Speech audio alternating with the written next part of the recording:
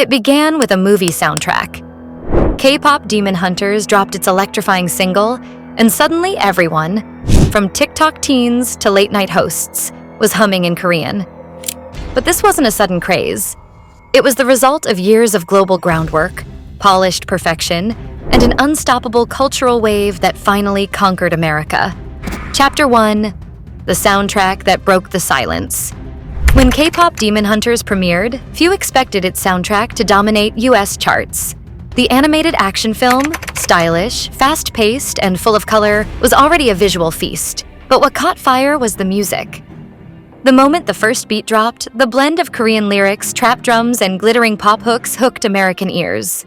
Streaming platforms exploded. Spotify playlists like viral K-pop beats hit record numbers. The film's theme song didn't just chart. It topped Billboard's Global 200. For many Americans, this was their first real introduction to the polished chaos of K-pop. The synchronization, the genre fusion, the undeniable catchiness.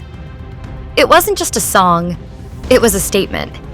It showed that K-pop wasn't content with being a foreign import. It wanted to live here, in the heart of American pop culture. TikTok trends followed. Hashtags like hashtag KPopDemonHunters and hashtag KBeatChallenge took over, sparking dance challenges and mashups.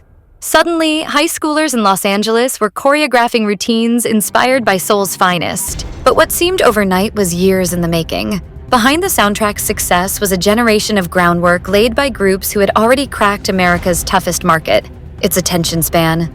Chapter 2: BTS and the Blueprint for Global Domination. Long before KPopDemonHunters, there was BTS, the group that rewrote the rules of what it meant to be a global pop act. When they arrived in the US around 2017, no one was quite sure what to make of them. 7 young men in matching outfits, speaking mostly Korean, performing with an intensity American stages hadn't seen since NSYNC. But then, something clicked. Their songs weren't just bubblegum pop. They tackled mental health, self-love, and social pressure. Their lyrics carried emotional honesty wrapped in choreography so precise it felt mechanical. American fans didn't need translation. They felt the emotion. BTS's rise was a masterclass in digital fandom. Their fans, the ARMY, weaponized social media. They streamed songs, translated interviews, and flooded Twitter with trending hashtags until mainstream media couldn't ignore them. The boys weren't just idols, they were a movement. And with every late-night appearance, award show performance, and sold-out stadium, they did what no one thought possible. They made K-pop cool in America. They turned Korean into a language of pop. They made choreography a communal experience. They proved that the formula for superstardom didn't need to be Western. It just needed to be universal. When KPopDemonHunters arrived, it was standing on that foundation. BTS didn't just open the door. They blew it off its hinges. And soon after, groups like Blackpink, Stray Kids, and NewJeans walked right through. Chapter 3: Blackpink, NewJeans, and the rise of the aesthetic empire.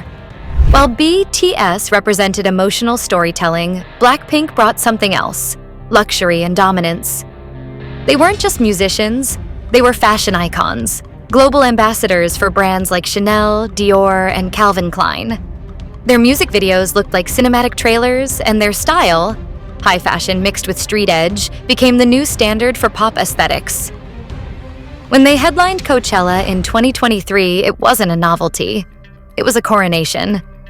Thousands of fans screamed Korean lyrics under the California sun, proving that the language barrier was no barrier at all. Suddenly, K-pop wasn't a niche. It was the new mainstream. Then came NewJeans. Young, experimental, effortlessly stylish. They didn't just make music, they made moods. Their Y2K visuals, lo-fi production, and subtle nostalgia gave America's Gen Z a sense of aesthetic identity they hadn't realized they craved. Brands noticed. Advertisers wanted that clean, dreamy, hyper-real energy. Suddenly, American pop production shifted. You could hear K-pop influences creeping into Ariana Grande hooks, Doja Cat videos, and even Super Bowl commercials. And that's the secret. K-pop isn't just a sound, it's a system. It's precision engineering. Every hair flip, every camera angle, Every beat drop is intentional. The industry builds idols like athletes. Years of training, perfection drilled to the second. That level of craftsmanship is rare in Western pop, where authenticity and chaos often rule. But in America's age of overstimulation, the K-pop formula, perfect visuals, relentless hooks, collective identity, feels like order within the chaos. It's irresistible. And it's not just the big names anymore. Groups like aespa, TXT, and Les Seraphim are continuing the takeover, each one blending virtual worlds, social storytelling, and digital fan engagement in ways that American artists are only beginning to mimic. Chapter 4. The Future. When K-pop becomes pop. So, what happens when the foreign becomes familiar? When K-pop isn't a category anymore, but just pop. We're already seeing it. American artists are collaborating more with Korean producers and choreographers. The boundary between LA and Seoul is dissolving. Labels like Hybe and JYP have opened offices in New York and Los Angeles, developing global idol trainees who speak both Korean and English fluently. Even American media is changing. Netflix and Disney Plus are investing heavily in K-pop adjacent dramas, reality shows, and documentaries. Meanwhile, social media platforms have become the new fan arenas, where fandoms organize, stream, and celebrate in ways traditional radio can't compete with. And yet, the heart of it all remains deeply Korean.